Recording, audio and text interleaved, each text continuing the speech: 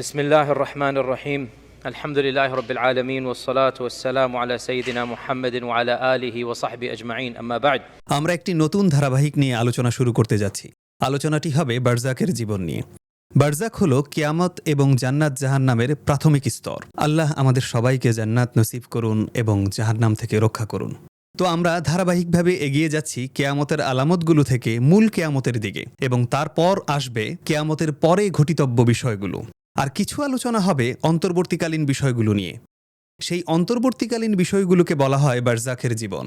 তো চলুন ধারাবাহিক এই আলোচনাতে আমরা বারজাকের জীবন সম্পর্কে জানি। বারজাক শব্দটি পবিত্র কোরআনে ব্যবহৃত হয়েছে। এটি একটি আরবি শব্দ যার অর্থ প্রতিবন্ধক বা মধ্যবর্তী অংশ। এটা এমন জিনিসের ইঙ্গিত দেয় যা দুটি জিনিসের মধ্যে অবস্থান করে।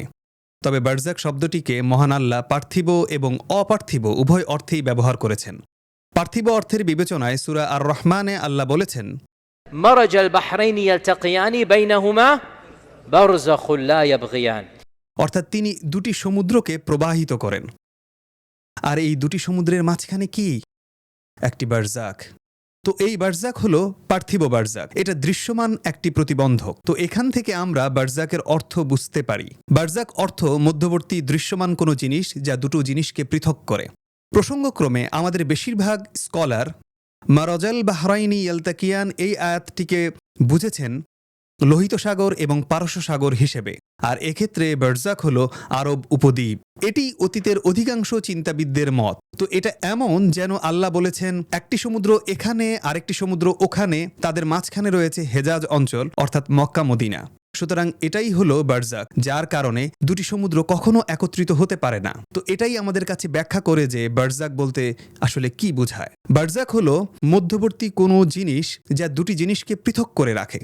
মধ্যবর্তী প্রতিবন্ধকতার কারণে যে দুটি জিনিস একে অপরের সাথে মিলতে পারে না বা মিশে যেতে পারে না, আর এই প্রতিবন্ধককেই বলা হয় বারজাক। পার্থিব এই বারজাকের পাশাপাশি আসুন অপার্থিব বারজাক সম্পর্কেও জেনে নেই। অপার্থিব বারজাক কি? সূরা মুমিনুনের 100 নম্বর আয়াতে আল্লাহ এ সম্পর্কে উল্লেখ করেছেন। সমগ্র কোরআনে এটিই একমাত্র আয়াত যেখানে বারজাককে অপার্থিব অর্থে উল্লেখ করা হয়েছে। উল্লেখ্য, অন্য বারজাকগুলো হলো পার্থিব বারজাক, পার্থিব অন্তরাল, যেমন দুটি সমুদ্রের মাঝখানের বারজাক।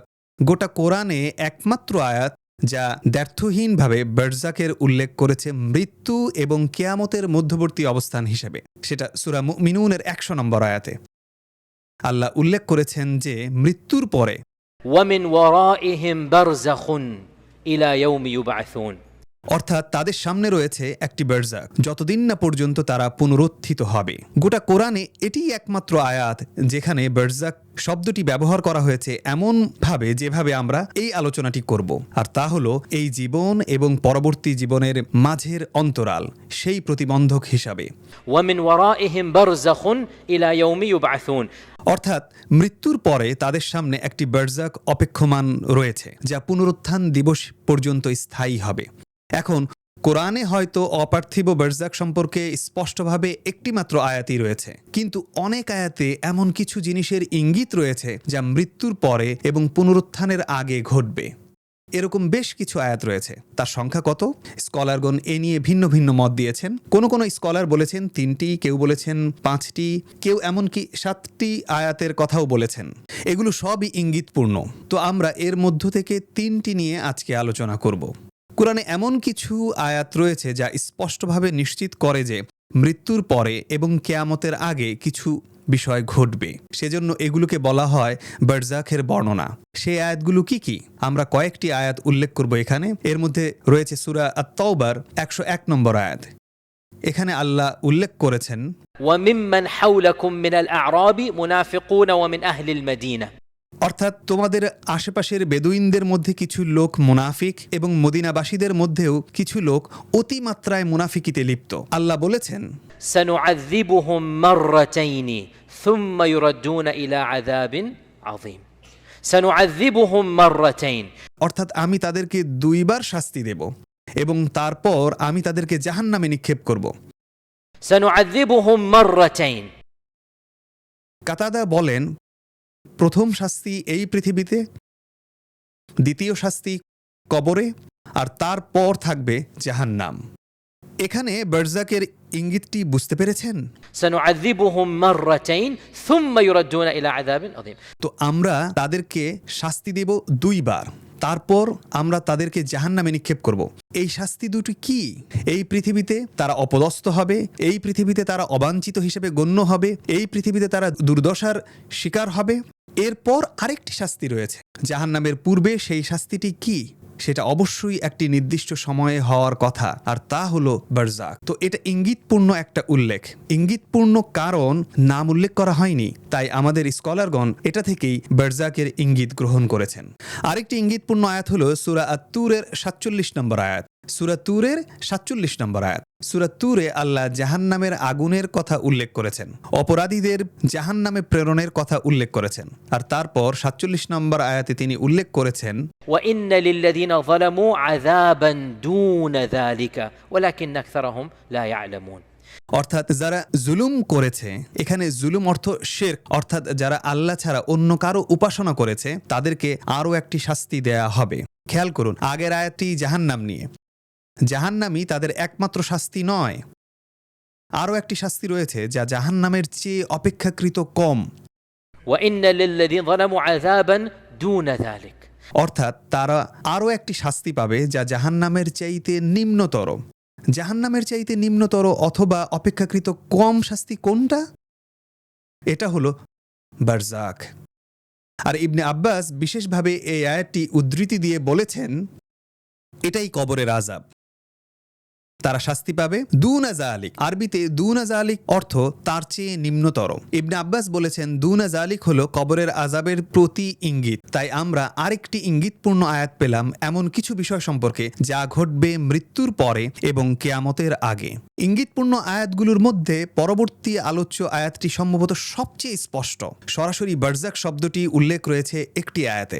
এছাড়াও অনেকগুলো ইঙ্গিতপূর্ণ আয়াত রয়েছে, কিন্তু এদের মধ্যে সবচেয়ে স্পষ্ট একটি আয়াত রয়েছে সূরা গাফিরে। এখানে আল্লাহ ফিরাউন পিতা এবং পুত্র সম্পর্কে উল্লেখ করেছেন। সম্ভবত আপনারা সকলেই জানেন যে মুসা আলাইহিস সালামকে যে ফেরাউন লালন পালন করেছিল, সেই একই ফেরাউন মুসা আলাইহিস সালামকে হত্যা করার জন্য পিছু নেয়নি, সেটা ছিল তার ছেলে। এখানে পিতা পুত্র জড়িত।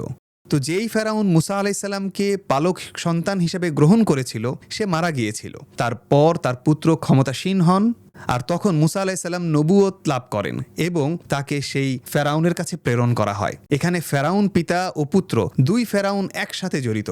তো আল্লাহ সূরা গাফিরে উল্লেখ করেছেন وحاق بآل فرعون سوء العذاب.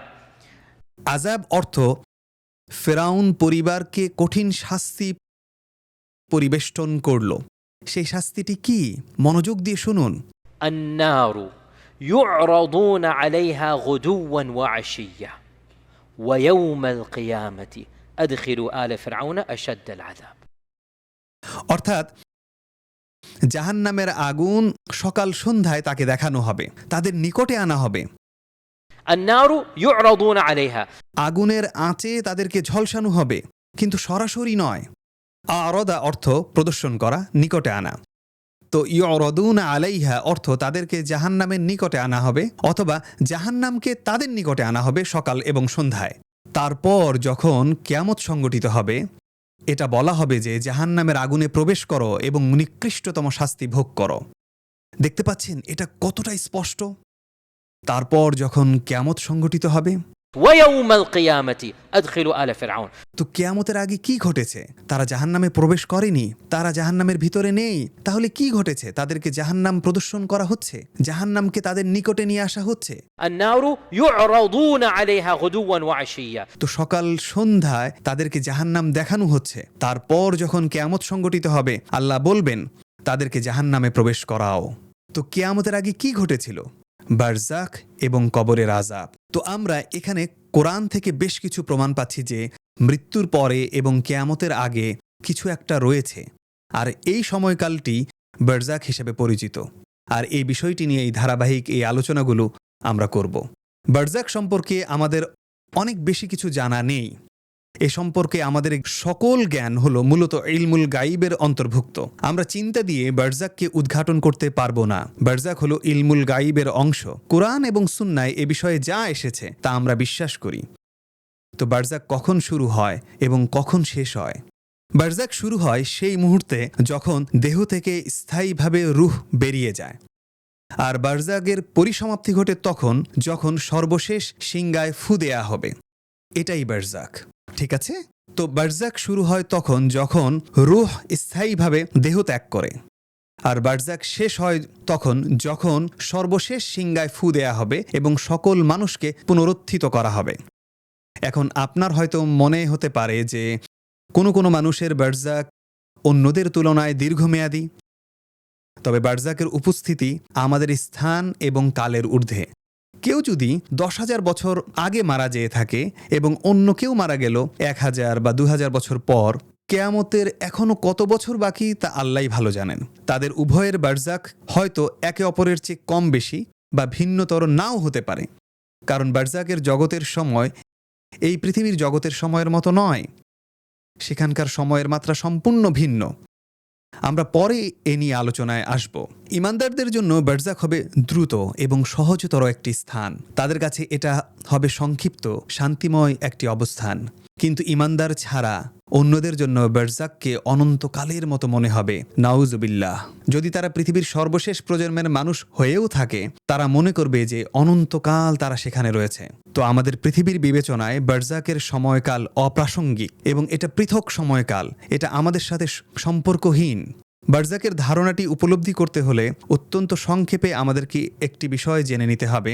যদিও এই বিষয়ে দীর্ঘ আলোচনার সুযোগ নেই, কিন্তু আজকের আলোচনার কমপক্ষে অর্ধেকটা জুড়ে আমাদেরকে আলোচনা করতে হবে রূহ এবং দেহ নিয়ে এবং এদের পারস্পরিক সম্পর্ক নিয়ে। কারণ আমরা বলছি যে রূহ যখন দেহ ত্যাগ করে চলে যায় তখনই বারজাক শুরু হবে। তো আমাদেরকে খুবই সংক্ষেপে রূহ এবং দেহ নিয়ে আলোচনা করতে হবে। আমরা কোরআন সুন্নাহ অনুযায়ী এবং আমাদের সকল স্কলারদের সর্বসম্মত ঐক্যমত্য অনুযায়ী জানতে পারি যে আমাদের দেহে একটি জিনিস রয়েছে যার নাম রূহ, আমাদের অন্তর্নিহিত আত্মা।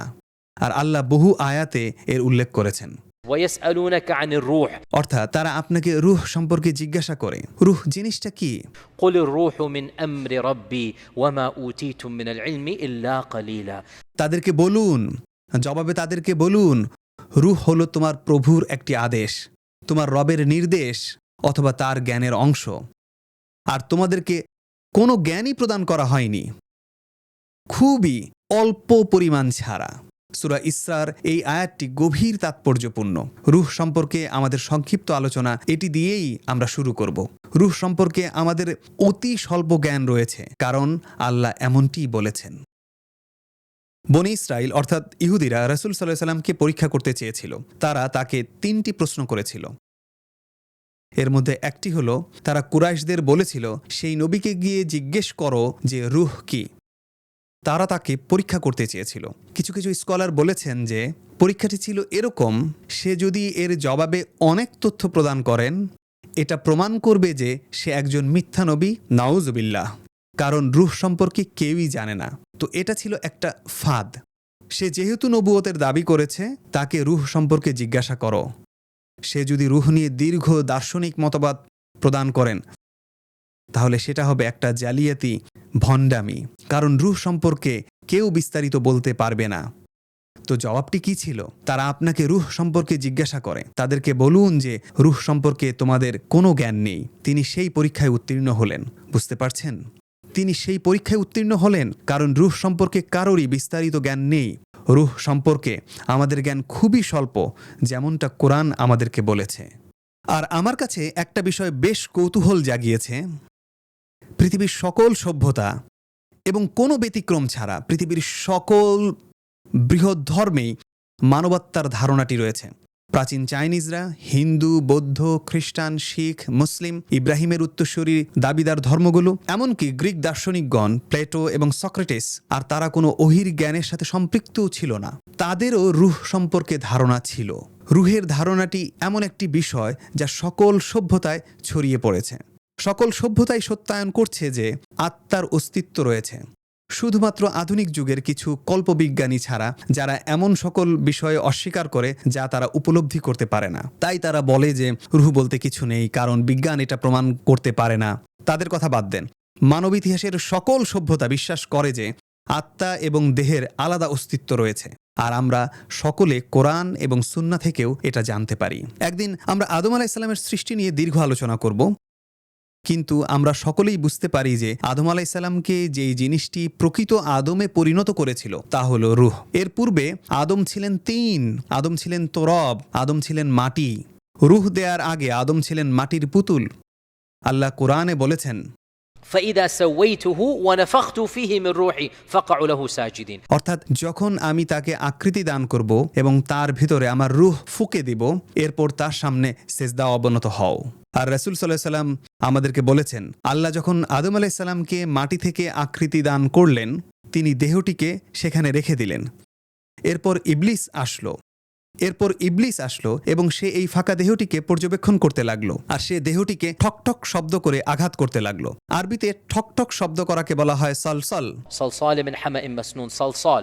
মূলত সলসল হলো কুমারের তৈরি মাটির সামগ্রী যা চুলায় গরম করে বের করা হয়েছে, আর তারপর যখন এখানে আঘাত করা হয় সলসল অর্থাৎ ঠকঠক শব্দ হয়। বাংলায় যেমন আমরা ঠকঠক করা বলি, সলসলা হলো শূন্য মাটির হাড়িতে আঘাত করা শব্দ। তো আল্লাহ বলেছেন যে আমরা মানুষ সৃষ্টি করেছি সলসল থেকে। সলসল হলো যখন আপনি এতে আঘাত করবেন এর বিপরীতে প্রতিশব্দ শোনা যাবে। তো ইবলিস আদম আলাইহিস সালামের দেহের সাথে এটাই করেছে। আদম আলাইহিস সালাম তখনও জীবিত হননি। আদম শুধু একটি দেহ, মাটির একটি আকৃতি। আর রাসূল সাল্লাল্লাহু আলাইহি সাল্লাম বলেছেন যে ইবলিস এই ফাঁপা দেহটিতে প্রবেশ করেছিল এবং বেরিয়ে এসেছিল, প্রবেশ করেছিল এবং বের হয়ে গিয়েছিল। আর সে বিরক্ত প্রকাশ করে বলল, হ্যাঁ, যে জিনিসের মধ্যে আমি প্রবেশ করতে পারি এবং বেরিয়ে আসতে পারি তা আমি নিয়ন্ত্রণও করতে পারবো। যে জিনিসের মধ্যে আমি ঢুকে বেরিয়ে আসতে পারি তা আমি নিয়ন্ত্রণ করতে পারবো। আর সে অনুভব করল যে সে আদমের চাইতে উত্তম। তখনও আদম প্রকৃত আদম হয়ে উঠেননি, তিনি শুধু মাটিই ছিলেন। কখন আদম প্রকৃত আদম হয়ে উঠলেন? রাসূল সাল্লাল্লাহু আলাইহি সাল্লাম আমাদেরকে বলেছেন যে যখন আল্লাহ রাব্বুল আলামিন আদমের ভিতরে রূহ ফুঁকে দিলেন, তা তিনি উপর থেকে নিচে ফুঁকে দেন। এটা আমরা হাদিস থেকে জেনেছি, কোরআনে এটা আসেনি। তিনি রূহ ফুঁকেছিলেন উপর থেকে নিচে, আর রূহ প্রবেশ করেছিল মাথা থেকে নিচের দিকে। যখন এটা আদমের নাকে পৌঁছল, তখন নাকে সুড়সুড়ি অনুভূত হলো। কি ঘটে যখন নাকে সুড়সুড়ি লাগে? আদম হাঁচি দিলেন। ইতোমধ্যেই রূহ মুখে পৌঁছে গেল, তিনি হাঁচি দিলেন। তো এমনকি সম্পূর্ণ রূহটি দেহে প্রবেশের পূর্বে স্পষ্টভাবে কোনো কিছু শেখানোর আগেই আদম অবচেতন মনে বলে উঠলেন, আলহামদুলিল্লাহ। আর এটা অত্যন্ত গভীর তাৎপর্যপূর্ণ একটা বাস্তবতা, যা আমরা একদিন ব্যাখ্যা বিশ্লেষণ করে এর নিগুড় অর্থ নিয়ে বিস্তারিত আলোচনা করব। এটা গভীর তাৎপর্যপূর্ণ। আদমকে কেউ কিছু বলার আগেই তিনি বলেছিলেন আলহামদুলিল্লাহ। এটা তিনি কোথা থেকে পেয়েছিলেন? এটা এসেছে ফিতরাহ থেকে। তো আদম বলেছিলেন আলহামদুলিল্লাহ, আর মহান আল্লাহ জবাব দিলেন। যখন কেউ আলহামদুলিল্লাহ বলে, কিভাবে আপনি জবাব দেন? ইয়ারহামুকাল্লাহ। তো আমাদের প্রভু প্রথম মানুষের উদ্দেশ্যে প্রথম এই কথাটি বলেছিলেন, আর এটা ছিল অত্যন্ত শক্তিশালী একটি বিষয়। প্রথম কথাটি ছিল যা প্রথম মানুষের উদ্দেশ্যে আল্লাহ বলেছিলেন, ইয়ারহামুকাল্লাহ ইয়া আদম। আর এটাই স্বাভাবিক অবস্থা। ওয়া রাহমাতি ওয়াসিআত কুল্লা শাই। প্রথম যে কথাটি আমাদের প্রভু আমাদের পিতাকে বলেছিলেন, এমনকি রূহ সম্পূর্ণরূপে দেহে প্রবেশের আগে তিনি বলেছিলেন, ইয়ারহামুকাল্লাহ ইয়া আদম। আর রাসূল সাল্লাল্লাহু আলাইহি সাল্লাম বলেছেন, রূহ ক্রমাগত নিচে নামতে থাকলো। একসময় এটা আদমের হাতে পৌঁছল। এটা তার পায়ে পৌঁছানোর আগে আদম উঠে দাঁড়ানোর চেষ্টা করলেন, কিন্তু পারলেন না, কারণ রূহ তখনও সেখানে পৌঁছায়নি। আদম ইতোমধ্যেই উঠে দাঁড়ানোর চেষ্টা করলেন। তখন আল্লাহ বললেন, খুলিকাল ইনসানু মিন আজাল। মানবজাতি কত তাড়াহুড়ো প্রবণ, একটু অপেক্ষা করো, তোমাদের ধৈর্য কম। খুলিকাল ইনসানু মিন আজাল। এটা কোরআনেরও একটি আয়াত, ওয়া কানা ইনসানু আজুলা। এটা কোরআনেও এসেছে। একটা বিষয় হলো, আদম আলাইহিস সালামের ভিতরে রূহ ফুঁকে দেওয়ার ধারণাটি কিছু অপ্রশিক্ষিত মুসলিম ভুলভাবে বুঝেছে। আশা করি তাদের সম্ভবত কোনো দুরভিসন্ধি নেই, আর কোনো আলেম ও স্কলার একথা বিশ্বাস করেন না। আমি শুধু তাদের বিশ্বাসটা তুলে ধরছি, আমাকে ভুল বুঝবেন না। আর এটা ভ্রান্ত বিশ্বাস, তারা এটা বিশ্বাস করে, আর এটা ভ্রান্ত বিশ্বাস। কোনো আলেম বা স্কলার একথা বলেননি। তারা বিশ্বাস করে যে এই রূহ যা আদমের ভিতরে ফুঁকে দেয়া হয়েছিল, এটা মূলত ঐশ্বরিক এবং আল্লাহর একটা অংশ। আল্লাহ বলেছেন যে তিনি আদমের মাঝে তার রূহ ফুঁকে দিয়েছেন। فإذا سويته ونفخت فيه من روحي আল্লাহ ফেরেশতাদেরকে বলেছেন আমি আদমের মাঝে আমার রূহ ফুঁকে দেব। কিছু মানুষ এটাকে ভুলভাবে বুঝেছেন এবং ভ্রান্ত বিশ্বাসে আক্রান্ত হয়েছে যে রূহ হলো ঐশ্বরিকতা থেকে বিচ্ছুরিত একটা জিনিস। কোনো একভাবে রূহ হলো ঐশ্বরিক, আর আমাদের সকলের মাঝে ঈশ্বরের একটি উপাদান বিদ্যমান। নাউজুবিল্লাহ। আপনি এই যুগের আধ্যাত্মবাদীদের কাছ থেকে এমন কথা শুনতে পাবেন। এটা এমন মানুষের কাছ থেকেও শুনবেন যারা ইহুদি, খ্রিস্টান অথবা ইসলাম ধর্মের বাইরে অন্য ধর্মীয় মতামতগুলোর অনুসরণ করে। আর এই মতবাদটা আদিম একটা ধর্ম থেকে পাওয়া যায় যার নাম হলো নস্টিসিজম। GNOSTICISM, Gnosticism. নস্টিকরা হলো বেশ প্রাচীন একটি সম্প্রদায়, অনেক আগের, প্রায় ৩-৪ হাজার বছর আগের একটি সম্প্রদায়। আক্ষরিকভাবেই তারা বিশ্বাস করত যে তাদের স্রষ্টা অসংখ্য ভাগে বিভক্ত হয়ে গিয়েছে, আর প্রত্যেক মানুষই ঐশ্বরিক ক্ষমতার সেই বিচ্ছুরণ থেকে একটি ছোট অংশ ধারণ করে আছে। আর আপনি এই যুগের অমুসলিম আধ্যাত্মবাদীদের কাছ থেকে কথাটি শুনবেন যে আমাদের সকলের মধ্যে ঐশ্বরিক একটি ক্ষমতা রয়েছে। আপনারা এই কথাটি শুনেছেন, তাই না? এটা কোথা থেকে এসেছে? এটা এসেছে সেই নস্টিসিজম থেকে।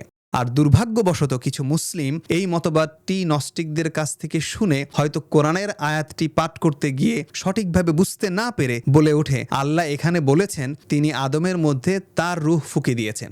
তারা এটা বুঝতে পারেন না যে মহান আল্লাহ একটি রূহ সৃষ্টি করেছিলেন এবং সেই রূহ আদমের মধ্যে ফুঁকে দেয়া হয়েছিল।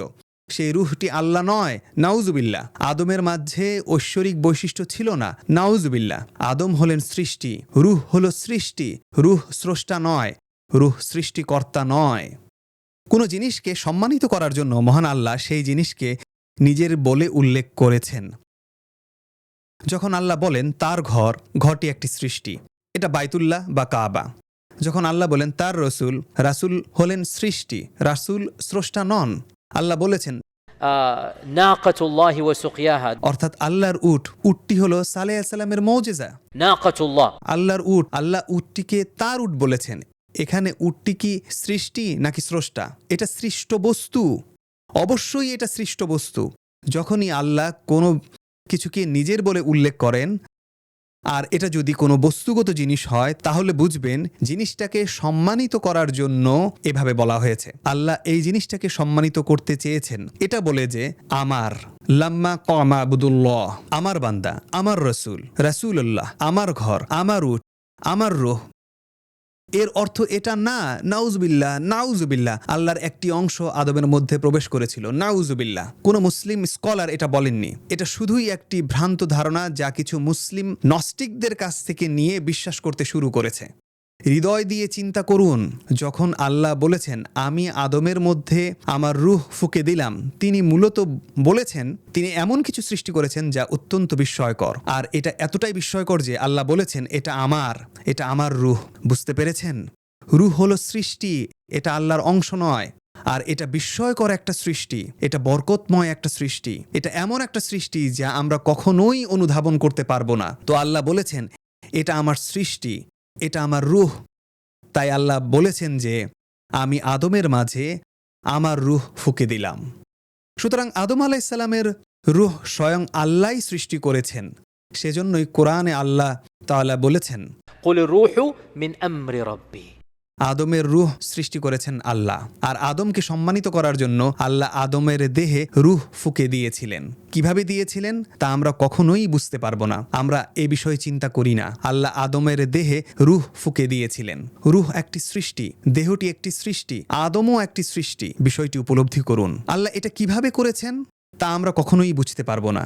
আল্লাহ আদমের মাঝে রূহ ফুঁকে দিয়েছেন, আর আদম মানুষে পরিণত হয়ে উঠলেন। ঠিক আছে, এখন আদম সন্তানদের রূহের ব্যাপারে কি ব্যাখ্যা? আমাদের রূহ কোথা থেকে এসেছে? আমাদের রূহ কোথা থেকে এসেছে এটা আমরা কোরআন এবং সুন্নাহ থেকে জানতে পারি। কোরআনের একটি স্থানে পরোক্ষভাবে এর উল্লেখ রয়েছে, আর সুন্নাহর অনেক স্থানেও এর উল্লেখ রয়েছে। কোরআনের একটি মাত্র স্থান সূরা আরাফের ১৭২ নম্বর আয়াতে এই ব্যাপারে এসেছে যে আমাদের সকলের রূহ কোথা থেকে এসেছে।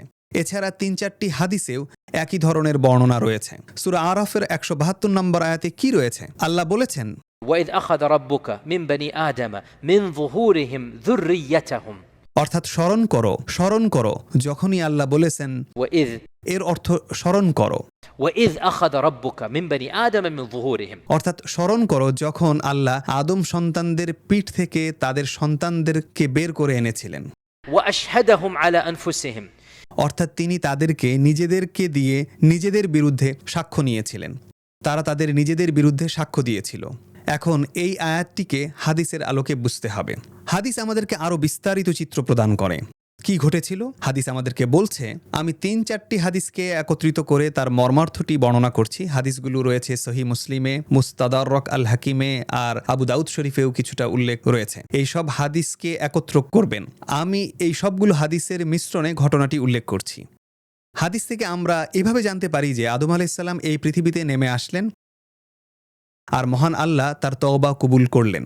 আমরা তাফসির থেকে জানতে পারি যে তওবা কবুলের এই ঘটনা ঘটেছিল আরাফার ময়দানে। এটা হাদিস নয়, তাফসিরে এমনটা এসেছে। আর এটা যুক্তিসঙ্গত, কারণ আরাফার ময়দানে হাজিদের কাছ থেকে দোয়া কবুল করা হয়। তো আরাফার ময়দানে আল্লাহ আদম আলাইহিস-সালামের তওবা কবুল করলেন। খেয়াল করুন, এটা হাদিস নয়। আপনারা লক্ষ্য করবেন যে আলোচনার ক্ষেত্রে আমি যতটা সম্ভব নির্ভুল থাকার চেষ্টা করি। আমি যাচাই বাছাই ছাড়া কথা বলতে চাই না। যখন আমি কিছু বলি এর সাথে এটাও বলার চেষ্টা করি যে কোথা থেকে এটা পেলাম। আর আমি যদি না বলি, সবসময় আমাকে জিজ্ঞাসা করবেন কোথা থেকে আপনি এটা পেলেন। আমাদেরকে অত্যন্ত পরিষ্কার থাকতে হবে যে আমাদের ধর্মের ভিত্তি হলো সোর্স এবং এভিডেন্স। আমরা যা খুশি তাই বলতে পারি না। আর আমরা পার্থক্য করি কোরআন, হাদিস, সাহাবীদের উক্তি এবং প্রথম যুগের স্কলারদের উক্তির মাঝে। আমরা এগুলোর মাঝে পার্থক্য নির্ধারণ করি। এই সবগুলো একই পর্যায়ের নয়। কোথায় আমরা এই ধারণা পেলাম যে আরাফার ময়দানে আদম আলাইহিস-সালামের তওবা কবুল হয়েছিল? আমরা এটা পাই প্রাথমিক তাফসির গ্রন্থগুলোতে। কয়েকজন তাবী এ কথা বলেছেন। এটা কোরআনে আসেনি, সুন্নাতেও আসেনি। আমরা এটা বর্ণনা করতে পারি, কিন্তু নিশ্চয়তা সহকারে এটা বলা যাবে না। দ্বিতীয় প্রজন্মের স্কলারদের কেউ কেউ এই মত পোষণ করেছেন যে আরাফার ময়দানে আদম আলাইহিস-সালামের তওবা কবুল হয়েছিল, আর আমরা বলি এটা যুক্তিসঙ্গত মনে হয়। এখন হাদিস থেকে একটা বিষয় আমরা নিশ্চিতভাবে জানতে পারি। আমরা এখন হাদিসে ফিরে আসছি। যখন আদম আলাইহিস-সালামের তওবা কবুল হলো, হাদিসে এসেছে, এটা হাদিসের কথা, এটা রাসূল সাল্লাল্লাহু আলাইহি ওয়াসাল্লামের বাণী। আল্লাহ সুবহানাহু ওয়া তাআলা আল্লাহ আদমের মেরুদণ্ডে ঘর্ষণ করলেন, আর আদমের মেরুদণ্ড থেকে তিনি কিয়ামত পর্যন্ত যারা পৃথিবীতে আসবে তাদের প্রত্যেকের রূহ বের করে আনলেন। এখন এটা খুবই গুরুত্বপূর্ণ, কারণ এখানেই আমাদের জন্ম এবং উৎপত্তি। তখনই রূহ হিসাবে আমরা অস্তিত্বে এসেছি। আদমের রূহ কোথায় সৃষ্টি হয়েছিল? উপরে। এটা কে সৃষ্টি করেছিল? আল্লাহ সরাসরি এটা সৃষ্টি করেছিলেন। কিসের থেকে সৃষ্টি? আমাদের কোনো ধারণা নেই। এটা আমাদের সামর্থ্যের বাইরে। আমাদের রূহ কোথায় সৃষ্টি হয়েছিল? এটা সৃষ্টি হয়েছিল পৃথিবীতে। কোথা থেকে? আদমের মেরুদণ্ড থেকে, অথবা বলা যায় আদমের রূহ থেকে। ঠিক আছে? আর কোরআন এ কথাই উল্লেখ করেছে। وإذ أخذ ربك من بني آدم من ظهورهم ذريتهم জোহর থেকে, অর্থাৎ মেরুদণ্ড থেকে, সুলব থেকে। হাদিসে আসলাব শব্দটি ব্যবহৃত হয়েছে। এটা সুলব এর বহুবচন। من بين الصلب والترائب من ماء دافئ يخرج من الصلب সুলব কি? সুলব হলো মেরুদণ্ড। তো হাদিসে উল্লেখ করা হয়েছে যে আদম আলাইহিস-সালামের মেরুদণ্ড অথবা তার রূহ থেকে সকল মানুষের রূহকে, যারা কিয়ামত পর্যন্ত জন্মগ্রহণ করবে, তাদেরকে বের করে আনলেন। আর এটা ঘটেছিল আরাফাতের ময়দানে। আমি যখন হজের সময় আমার গ্রুপকে নিয়ে আরাফাতের ময়দানে যাই, সবসময় আমি এটা বলি যে আমরা আরাফাতের ময়দানে জন্মগ্রহণ করেছিলাম। আর এই উক্তিটির সত্যতা রয়েছে। আমরা আরাফাতের ময়দানে জন্মেছিলাম। এটা আমাদের আধ্যাত্মিক জন্ম। আমাদের দেহের জন্ম হয়েছে যেখানে আমাদের মা আমাদেরকে জন্মদান করেছেন। রুহের জন্মটি হাদিসে এসেছে। তো মহান আল্লাহ আমাদের রুহকে সরাসরি আদম থেকে সৃষ্টি করেছেন। আর এই রুহটি কোনো দেহ ছাড়াই অস্তিত্বমান ছিল। স্পষ্টতই তখন কোনো দেহ ছিল না। এটা আমাদের রুহের সূচনা। আর তারপর কোরআন আমাদেরকে বলছে, أشهدهم على أنفسهم অর্থাৎ আল্লাহ এই রূহগুলোকে তাদের নিজেদের বিরুদ্ধে সাক্ষী বানালেন। আপনারা জানেন যে আমেরিকার সংবিধানের ৫ম ধারা বলতে একটি বিষয় আছে। সেই ৫ম ধারাটি কি? নিজের বিরুদ্ধে সাক্ষ্য না দেওয়ার অধিকার আপনার রয়েছে, নীরব থাকার অধিকার আপনার রয়েছে। কিন্তু বিচার দিবসে আর রূহ সৃষ্টির এই মুহূর্তে কোনো পঞ্চম ধারা কার্যকর নেই। বিচার দিবসে কোনো পঞ্চম ধারা নেই। نختم على أفواههم وتكلمنا أيديهم وتشهد أرجلهم بما كانوا يكسبون. কোনো পঞ্চম ধারা নেই। বিচার দিবসে আপনার দেহ আপনার বিরুদ্ধে সাক্ষ্য দিবে। আমরা আল্লাহর কাছে আশ্রয় চাই। আর যখন আমাদের রূহ সৃষ্টি হয়েছিল তখনও কোনো পঞ্চম ধারা ছিল না। আল্লাহ তখন সরাসরি রূহগুলোর সাথে কথা বলেছিলেন। আর আল্লাহর প্রশ্নটি কি ছিল? এটা এই আয়াতে রয়েছে। ألست بربكم. তাই এটাকে বলা হয় ইয়াউমে আলাস্তের দিন, অর্থাৎ আমি কি নই এর দিন। يوم ألست. এটাকে প্রতিশ্রুতির দিনও বলা হয়, কারণ وإذ أخذ ربك من بني آدم من ظهورهم ذريتهم. এটাই সেই প্রতিশ্রুতি। আর রাসূল সাল্লাল্লাহু আলাইহি ওয়াসাল্লাম বলেছেন, أخذ الله عز وجل الميثاق من بني آدم. আল্লাহ আদম সন্তানদের কাছ থেকে প্রতিশ্রুতি নিয়েছিলেন আরাফার ময়দানে। এখানে মিসাক শব্দটি ব্যবহৃত হয়েছে। মিসাক কি? মিসাক হলো একটা প্রতিশ্রুতি, একটা চুক্তি। তো সেই প্রতিশ্রুতিটি কি? সেই চুক্তিটি কি? এই চুক্তির শর্তগুলো কি কি? খুবই সহজ। তোমরা কি জানো না যে আমি তোমাদের প্রভু? তোমরা কি জানো না যে আমি তোমাদের প্রভু? এটা অত্যন্ত শক্তিশালী একটি বিষয়, কারণ আল্লাহ এখানে বলেননি যে আমি তোমাদের প্রভু। তিনি বলেছেন, তোমরা কি জানো না যে আমি তোমাদের প্রভু? আমি কি তোমাদের প্রভু নই? আমি তোমাদের প্রভু এবং আমি কি তোমাদের প্রভু নই, এই দুটি উক্তির মধ্যে পার্থক্য রয়েছে। প্রথমটি হলো শিক্ষাদানের একটি পদ্ধতি। প্রথমটি আপনি এমন কাউকে বললেন যে কিছুই জানে না। প্রথমটি আপনি এমন কাউকে বললেন যার অবস্থা সাদা কাগজের মতো। আপনি তাকে বললেন, এটা তোমার প্রভু, এটা তোমার নবী, এটা হলো কোরআন। আপনি শিক্ষাদান করছেন। আর দ্বিতীয়টি হলো কথোপকথনমূলক প্রশ্ন, যে আপনি শিক্ষাদানের জন্য বলেননি, আপনি এটা বলেন এমন বিষয় নিশ্চিত করার জন্য যা ইতোমধ্যেই আপনার জানা আছে, তাই না? নিশ্চিত করার জন্য। কথোপকথনমূলক প্রশ্ন শিক্ষাদানের জন্য ব্যবহৃত হয় না। কথোপকথনমূলক প্রশ্ন ব্যবহৃত হয় এমন কিছু বিষয় নিশ্চিত করার জন্য যা সম্পর্কে ইতোমধ্যেই আপনি অবগত। আমাদেরকে আল্লাহ রব্বুল আলামিনের এটা শেখানোর প্রয়োজন নেই যে তিনি আমাদের প্রভু। আপনারা কি এটা হৃদয়ঙ্গম করতে পেরেছেন? এটা গভীর তাৎপর্যপূর্ণ একটি বিষয়। আমাদেরকে আল্লাহর শেখানোর প্রয়োজন নেই যে কে তোমাকে সৃষ্টি করেছেন, তোমার প্রভু কে। আল্লাহর এটা করার প্রয়োজন নেই। আল্লাহ শুধুমাত্র নিশ্চিত করেছেন, আমি কি তোমাদের প্রভু নই? আর আমরা সকলেই কি জবাব দিয়েছি? বালা, অর্থাৎ হ্যাঁ, ও আল্লাহ, নিশ্চয়ই আপনি আমাদের প্রভু। হ্যাঁ, আমরা নিশ্চিত করছি যে নিশ্চয়ই আপনি আমাদের প্রভু। সেই সময় আমরা ছিলাম রূহ। এখন প্রশ্ন হলো, এই রূহগুলোর কাছে কি কোনো নবী পাঠানো হয়েছিল? না। এই রূহগুলোর কাছে কি কোনো ওহী নাজিল হয়েছিল? কোরআন, তাওরাত অথবা জাবুর? না। এই রূহগুলোর কি আল্লাহর নিদর্শনগুলো দেখে চিন্তা ভাবনা করার সুযোগ ছিল? না। তো রূহগুলো উত্তরটা জানবে এই প্রত্যাশা কেন করা হচ্ছিল?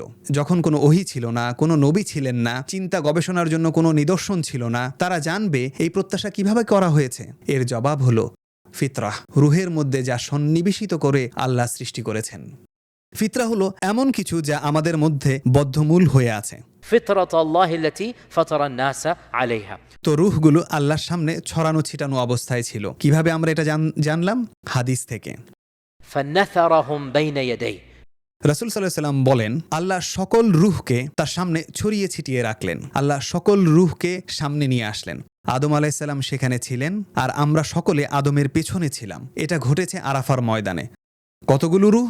সকল মানুষের রূহ। আমরা সেখানে ছিলাম, আমাদের পূর্বপুরুষরা সেখানে ছিল, আমাদের সন্তানেরাও সেখানে ছিল। প্রত্যেক মানুষ যারা জীবন যাপন করবে, এমনকি যারা একটি নিঃশ্বাসও নেবে, তারাও সেখানে ছিল। আমরা সকলেই সেখানে ছিলাম। আর তারপর আল্লাহ প্রতিশ্রুতি গ্রহণ করেন। এটাই মিসাক। ওকে, এটা ছিল আমাদের রূহের সৃষ্টি। এরপর এই রূহ কি অবস্থায় সংরক্ষিত ছিল তার সম্পর্কে আমাদের কোনো ধারণা নেই। আমাদের কোনো ধারণা নেই যে এটা কোথায় ছিল। এ বিষয়ে কোরআন এবং সুন্নায় কিছু উল্লেখ নেই, পরবর্তী ধাপের কথা উল্লেখ ছাড়া। আর পরবর্তী ধাপের কথা উল্লেখ রয়েছে বুখারী এবং মুসলিম শরীফের হাদিসে। ইবনে মাসউদের কাছ থেকে হাদিসটি বর্ণিত হয়েছে যে মহান আল্লাহ মায়ের গর্ভে ভ্রূণের সৃষ্টিকে জমাটবদ্ধ করেন এবং এরপর একটি নির্দিষ্ট সময় অতিবাহিত হয়। তারপর একজন ফেরেশতা রূহটিকে নিয়ে আসেন, আর সেই ফেরেশতা ভ্রূণের মধ্যে রূহটিকে ফুঁকে দেন। আদমের মধ্যে কে রূহ ফুঁকে দিয়েছিলেন? আল্লাহ আজ্জা ওয়া জাল। আমাদের মাঝে কে রূহ ফুঁকে দিয়েছেন? আপনি, আমি, আমাদের সন্তান, আমাদের পূর্বপুরুষদের মাঝে একজন ফেরেশতা। বড় একটা পার্থক্য। আল্লাহ আদমকে কিছু ক্ষেত্রে অধিক সম্মানিত করেছেন। তো সেই ফেরেশতা আসেন এবং ভ্রূণের মধ্যে রূহ ফুঁকে দেন, আর ঠিক তখনই সেই ভ্রূণটি জীবের মর্যাদা পায়। এখন আমাদের ফিকহের আলেমগণ রূহ আগমনের বিষয়ে ব্যাপক বিশ্লেষণ করেছেন, কারণ এর উপর ভিত্তি করে ইসলামে গর্ভপাতের বিধান নির্ধারণ করা হয়। এটা আমাদের বর্তমান আলোচনার চেয়ে অনেক জটিল বিষয়, সেটা ফিকহি আলোচনার বিষয়, কিন্তু এর কেন্দ্রবিন্দু হল ভ্রূণের মাঝে কখন রূহ ফুঁকা হয়, কারণ ঠিক তখনই এই সত্তাটি জীবন্ত মানুষে পরিণত হয়। আর যখন সেটা ঘটে তখন এই গর্ভপাত হত্যা হিসেবে গণ্য হবে। আর এটা ঘটার আগের বিষয়ে মতবিরোধ রয়েছে, কিন্তু আমি এখন সেই প্রসঙ্গে যাব না। প্রশ্নোত্তর পর্ব হিসেবে হয়তো একদিন এটা আলোচনা করব, কিন্তু সেটা সম্পূর্ণ ভিন্ন একটি আলোচনা। মূল কথা হলো এটা হচ্ছে দ্বিতীয় পর্যায়। পর্যায়ক্রমে রূহের 5টি পর্যায় রয়েছে, সংক্ষেপে সেগুলো জেনে নিচ্ছি। প্রথম পর্যায় হলো সৃষ্টি থেকে ভ্রূণের কাছে আসার আগ পর্যন্ত। এ বিষয়ে আমাদের কাছে কোনো তথ্য নেই, কোরআন এবং সুন্নায়ও এ ব্যাপারে কিছু নেই। রূহ কোথায় থাকে, কে এটাকে সংরক্ষণ করে, কিভাবে এটা জীবন্ত রয়েছে, কোনো তথ্য নেই। দ্বিতীয় পর্যায়টি হলো যখন রূহকে ভ্রূণের মধ্যে ফুঁকে দেয়া হয়, এরপর এটা দেহের মাঝে থাকে। আর এটা মূলত আমাদের বর্তমান অবস্থা। আমরা এটাকে বলতে পারি জাগ্রত অবস্থা। শিশু অথবা যুবক অথবা বৃদ্ধ মানুষ জীবন্ত অবস্থায় যখন সে জাগ্রত থাকে, এই অবস্থায় দেহ এবং রূহ একত্র হয়ে এক ও অভিন্নতায় পরিণত হয়, আর তারা উভয়ই সচেতন থাকে। এটা হলো জাগ্রত অবস্থা। আমি আশা করছি যে আপনারা সকলেই এখন এই অবস্থায় আছেন ইনশাল্লাহ। আশা করি আমরা কেউই তৃতীয় পর্যায়ে নেই, যা হলো ঘুমন্ত অবস্থা। যদি কেউ এখন ঘুমন্ত অবস্থায় থাকেন তাহলে হাত তুলতে পারেন, তাহলে সেটা একটা সমস্যা। তৃতীয় পর্যায়টি হলো ঘুমন্ত অবস্থা। ঘুমন্ত অবস্থায় রূহ দেহ ত্যাগ করে, কিন্তু স্থায়ীভাবে না। রূহ দেহ ত্যাগ করে কিন্তু স্থায়ীভাবে না। তখন রূহের সাথে দেহের কিছুটা সংযোগ থাকে। সেই সংযোগটি কি তা আসলে আমরা জানি না, কিন্তু কোনো একটা সংযোগ থাকে। ইবনুল কাইয়িম তার কিতাবুর রূহে এটা বলেছেন, এবং অন্যান্য অনেক স্কলারও উল্লেখ করেছেন যে সম্ভবত সুতার মতো কোনো সংযোগ থাকতে পারে। অতি সূক্ষ্ম অদৃশ্য কোনো সুতা থাকতে পারে দেহ এবং রূহের মাঝখানে, যা দ্বারা উভয়ে কোনো না কোনোভাবে সংযুক্ত থাকে। এটা দৃশ্যমান কোনো সুতা নয়, আপনি এটা কাটতে পারবেন না। এটা অপার্থিব একটি সুতা। এটা এমন সুতা যা রূহের জগতের অংশ, দৃশ্যমান জগতের নয়। এভাবেই রূহ এবং দেহ সম্পর্কযুক্ত থাকে। আর সেজন্যই যখন দেহের সাথে কিছু ঘটে, রূহ দ্রুত চলে আসে, আর আপনি হঠাৎ জেগে ওঠেন। তৎক্ষণাৎ এটা ফিরে আসে, আর আপনি ঝাঁকি খেয়ে জেগে ওঠেন। রূহ তখনই ফিরে আসে। আর ঘুমন্ত অবস্থায় দেহ থেকে রূহ আলাদা হয়ে যাবার বিষয়টি কোরআন এবং সুন্নায় স্পষ্টভাবে উল্লেখিত হয়েছে। এটা অত্যন্ত সুস্পষ্ট, আর এটা বিশ্বাস করা আমাদের আকীদার অংশ। ঘুম আসলে কি? ঘুম হলো রূহ এবং দেহের মাঝে অস্থায়ী বিচ্ছেদ। কোরআনের একটি বিখ্যাত আয়াত রয়েছে যেখানে এটা উল্লেখ করা হয়েছে। হাফেজ ভাইরা, এটা কোন আয়াত? আমি কোন আয়াতের কথা বলছি সেটা কোনটা? হ্যাঁ, কোন আয়াত? উত্তর, সঠিক উত্তর সূরা জুমার, সঠিক উত্তর। আল্লাহ কোরআনে বলেছেন, আল্লাহু ইয়াতাওয়াফাল আনফুসা হিনা মাউতিহা ওয়াল্লাতী লাম তামুত ফি মানামিহা। আল্লাহ দুইভাবে রূহ নিয়ে নেন। আল্লাহ দুইভাবে রূহ নিয়ে নেন। প্রথমটি হলো যখন মানুষ মৃত্যুবরণ করে, আল্লাহু ইয়াতাওয়াফাল আনফুস, আর দ্বিতীয় ধরনটি হলো ওয়াল্লাতী লাম তামুত ফি মানামিহা, তারা মারা যায়নি বরং ঘুমন্ত। তো আল্লাহ স্পষ্টভাবে বলেছেন, আমি তাদের রূহ নিয়ে নেই যারা ঘুমিয়ে থাকে। ঘুমন্ত অবস্থায় আল্লাহ রূহ নিয়ে নেন, কিন্তু এটা নেওয়া হয় অস্থায়ীভাবে। তখনও বারজাক শুরু হয়নি। বারজাক শুরু হয় তখন যখন রূহ এবং দেহের মধ্যকার সংযোগটি ছিঁড়ে যায়। আর রাসূল সাল্লাল্লাহু আলাইহি ওয়াসাল্লামও বলেছেন, আন-নাওমু আখু আল-মাউত। এটা একটা বিশুদ্ধ হাদিস, 3টি শব্দ, আন-নাওমু আখু আল-মাউত, অর্থাৎ ঘুম হলো মৃত্যুর ভাই, ঘুম এবং মৃত্যু হলো সহোদর। ঘুম এবং মৃত্যু খুবই সাদৃশ্যপূর্ণ, আর সেজন্যই প্রায়ই ঘুমের মাঝে মৃত্যু ঘটতে থাকে, কারণ আল্লাহ বলেছেন, فيمسك التي قضى عليها الموت অর্থাৎ আল্লাহ ঘুমের মধ্যে যাদের মৃত্যু নির্ধারণ করে রেখেছেন তাদের রূহকে তিনি রেখে দেন, ويرسل الأخرى. অন্যদের রূহকে তিনি ফেরত পাঠান তাদের নির্ধারিত হায়াত পূর্ণ করার জন্য। এই সব কিছু কোরআনে রয়েছে। আর এজন্যই মৃত্যুর কারণগুলোর মধ্যে সবচেয়ে লক্ষণীয় একটি হলো ঘুমের মাঝে মৃত্যু। আপনি ঘুমিয়ে পড়েছেন, এরপর আর জেগে উঠলেন না, কোরআনে এর উল্লেখ রয়েছে। কেউ ঘুমাতে গেল, তার রূহ নিয়ে নেওয়া হলো, আর তারপর তার মৃত্যু ঘটে গেল। এটা রূহের তৃতীয় পর্যায়।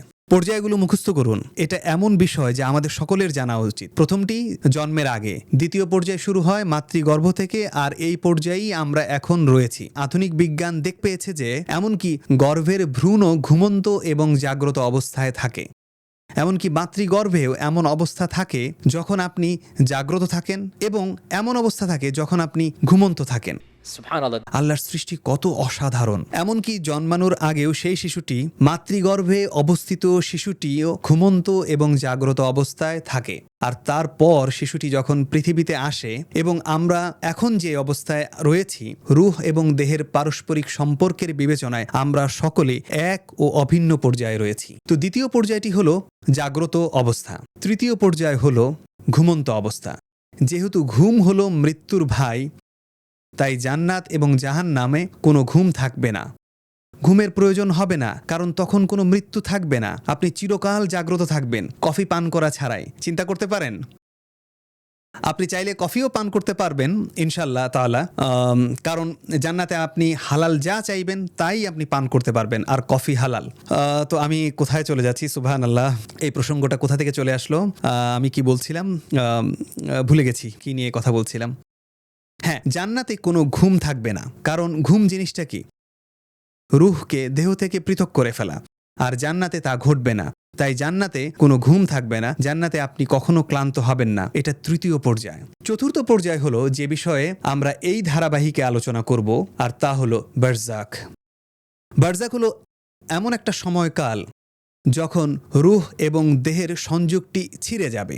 রূহ এবং দেহের সংযোগটি ছিন্ন হওয়ার পর রূহটি বারজাখ নামক স্থানে চলে যায়, আর তারপর পঞ্চম পর্যায়টি আসবে। পঞ্চম পর্যায় হলো যখন সিংগায় সর্বশেষ ফু দেয়া হবে। সিংগার প্রথম ফু নয়, কিছু আলেম বলেছেন 3 বার ফু দেয়া হবে, কেউ বলেছেন 4 বার, কেউ কেউ বলেছেন 2 বার। আমরা সিংগার বিষয়টি আলোচনা করব যখন বারজাখের আলোচনা শেষ হবে। বারজাখের পরের সর্বপ্রথম আলোচনাটি হবে সিংগায় কয়টি ফু দেয়া হবে, এবং তার সংখ্যা নিয়ে আলেমদের মধ্যে মতবিরোধ রয়েছে। কিন্তু বিষয় হলো বারজাখ স্থায়ী হবে সিংগায় সর্বশেষ ফু দেয়া পর্যন্ত, প্রথম ফু পর্যন্ত না। সিংগার প্রথম ফু হলো এই পৃথিবীর জন্য, বারজাখের অধিবাসীদের জন্য না। বারজাখের অধিবাসীদের সাথে প্রথম ফুয়ের কোনো সম্পর্ক নেই। বারজাখের সম্পর্ক রয়েছে সিংগার দ্বিতীয় অথবা তৃতীয় অথবা চতুর্থ ফুয়ের সাথে, যা নির্ভর করে আপনি কোন মতটি গ্রহণ করছেন। বিস্তারিত সেই আলোচনায় যাবার আগেই বলে দিচ্ছি, ইনশাআল্লাহ কোরআন সুন্নাহর আলোকে মনে হয় যে সঠিক মতটি হলো 2 বার ফু দেয়া হবে। অনেক আলেম বলেছেন 3টি, কিছু আলেম এমনকি 4টি ফুয়ের কথাও বলেছেন। এ বিষয়ে আল্লাহ সবচেয়ে ভালো জানেন। যে মতটি আমার কাছে যুক্তিসঙ্গত মনে হয় তা হলো 2 বার ফু দেয়া হবে, আর বারজাখ স্থায়ী হবে এই 2টি ফুয়ের দ্বিতীয়টি পর্যন্ত। এরপর পঞ্চম পর্যায় শুরু হবে, আর এটা চূড়ান্ত পর্যায়। আর সে পর্যায়টি কি? রূহ এবং দেহের স্থায়ী পুনর্মিলন পরবর্তী পৃথিবীর জন্য। তো সেই দেহটি পৃথিবীর এই অস্থি চর্মে গড়া দেহ নয়, সেটা হবে ভিন্ন ধরনের দেহ। يوم تبدل الأرض غير الأرض والسماوات. সেটা হবে ভিন্ন একটি সৃষ্টি জগৎ। এই সৃষ্টি জগৎ নয়, এই পৃথিবীর জগৎ না যেখানে আমরা এখন বসবাস করছি, সেটা ভিন্ন একটা জগৎ। আর যখন সেই পুনর্মিলন ঘটবে, সেটা হবে স্থায়ী এবং সবচেয়ে নিখুঁত পুনর্মিলন, যা আগের 4টি পর্যায়কে ম্লান করে দেবে। সেজন্য তখন আর কোনো মৃত্যু থাকবে না, আর কোনো ঘুম থাকবে না, আর কোনো ক্লান্তি থাকবে না, আর কোনো নেতিবাচক বিষয় থাকবে না। তখন রূহ এবং দেহ নিখুঁতভাবে সম্পর্কযুক্ত হবে। আমাদের এই আলোচনাগুলোর বিষয়বস্তু হলো রূহের চতুর্থ পর্যায়, আর সেটা হলো বারজাখ। শেষে একটা হাদিস উল্লেখ করব, এরপর প্রশ্নোত্তর পর্বে চলে যাব ইনশাআল্লাহ। একটা হাদিস রয়েছে, কোন কোন স্কলার এটাকে বারজাখের পূর্ব সময়কাল বলে ব্যাখ্যা করেছেন। এটা বুখারী শরীফের হাদিস। এই হাদিসে রাসূল সাল্লাল্লাহু আলাইহি সাল্লাম বলেছেন, الأرواح جنود مجندة. الأرواح جنود مجندة. অর্থাৎ রূহগুলো হলো রুহগুলো হলো সারিবদ্ধ সেনাবাহিনীর মতো। فما تعارف منها ائتلف وما تناكر منها اختلف رواه البخاري। অর্থাৎ রুহগুলো যারা একে অপরকে জানে, তাআরাফা অর্থ একে অপরের সাথে পরিচিত হওয়া। ما تعارف منها রুহগুলো যারা একে অপরকে চিনে ফেলে, যেই রুহগুলো একে অপরের সাথে পরিচয় হয়ে যায়, ائتلف তারা বন্ধুতে পরিণত হয়। وما تناكر من আর যেই রুহগুলোর মাঝে অমিল রয়েছে তারা একসাথে চলতে পারে না, তাদের মাঝে মতবিরোধ দেখা দেয়। এটা এমন একটা হাদিস যা উপলব্ধি করার সর্বোচ্চ চেষ্টা করা উচিত আমাদের, কারণ এটা গভীর তাৎপর্যপূর্ণ একটা হাদিস এবং স্কলারগণ এটাকে বিভিন্নভাবে ব্যাখ্যা করেছেন। তাদের কেউ কেউ এই মত দিয়েছেন যে এই হাদিসটিকে শুধু এই পৃথিবীর প্রেক্ষিতেই বোঝার চেষ্টা করা যায়, পৃথিবীর আগের অবস্থার প্রেক্ষিতে নয়।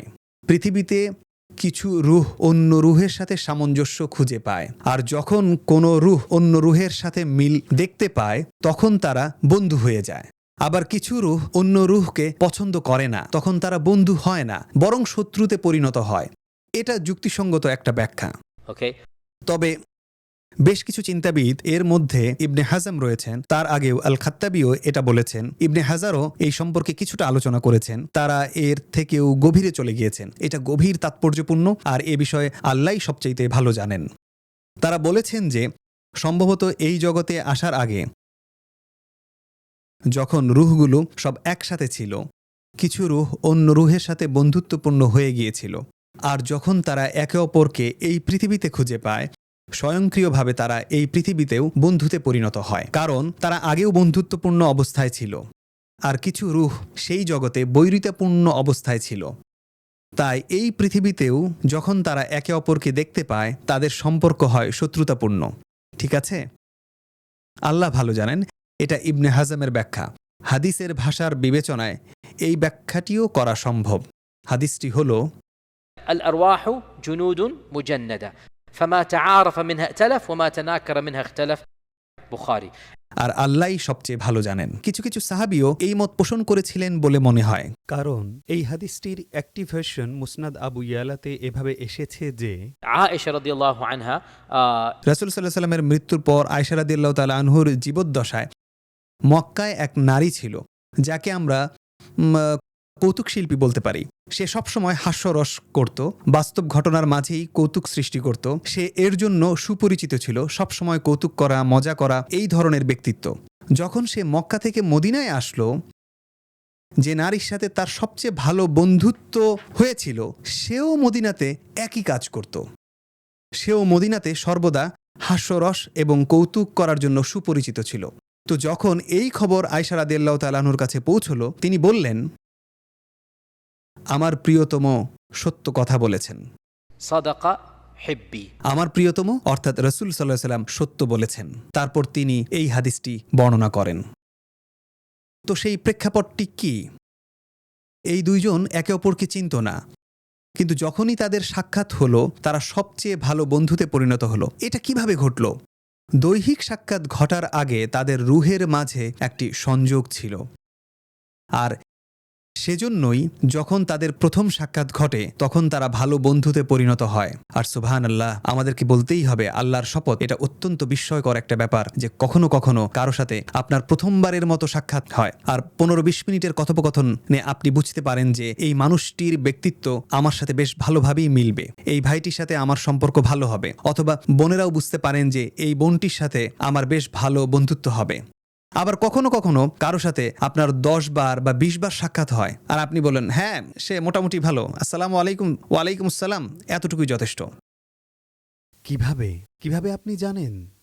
তৎক্ষণাৎ এই হাদিস বলছে রুহের কিছু বিষয় এই দৃশ্য জগতের ঊর্ধ্বে, আর সেই জগতে রুহ কখনো কখনো ফিরে যায়। তো আজকের মতো এখানেই আলোচনার উপসংহার টানছি।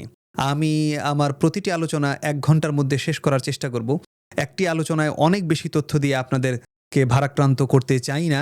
পরিশেষে বলছি, আমরা আজকের আলোচনা শুরু করেছিলাম বারজাক সম্পর্কে এবং এর সূচনা সম্পর্কে, আর এটা উপলব্ধি করার জন্য আমরা বলেছি রুহের 5টি পর্যায় নিয়ে। এগুলো আমাদের সকলেরই জানা উচিত। আমরা এই 5টি পর্যায় নিয়ে কিছুটা বিস্তারিত আলোচনা করেছি, আর বারজাক হলো এই 5টি পর্যায়ের চতুর্থ ধাপ।